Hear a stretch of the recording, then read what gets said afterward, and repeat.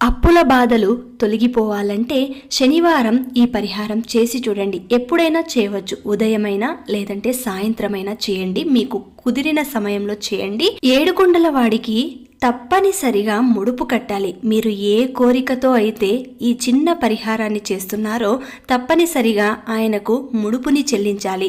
అది పసుపు వస్త్రంలోనే చెల్లించాలి. కాబట్టి పసుపు వస్త్రంలో ఎంత డబ్బులు ముడుపు కట్టాలి అని మీ మనసుకు అనిపిస్తుందో అంత మాత్రమే కట్టండి. ఆ తర్వాత ముడుపు కట్టినది స్వామివారి ముందు ఉంచి ఆయనకు ఏదైనా మీకు తోచిన నైవేద్యం పెట్టి ఒక చిన్న దీపం, అది కూడా బియ్యం పిండితో తయారు చేసిన దీపం, బియ్యం పిండిలో కొద్దిగా నెయ్యి వేసి కొద్దిగా బెల్లం వేసి దానిని దీపపు ప్రమిదంలాగా చేసి 7 వత్తులు వేసి నేతితో దీపారాధన చేయండి. ఇలాగా 7 వారాలు చేసి 7వ వారం తిరుపతికి ముడుపుతో సహా వెళ్లి మొక్కును చెల్లించుకోవాలి.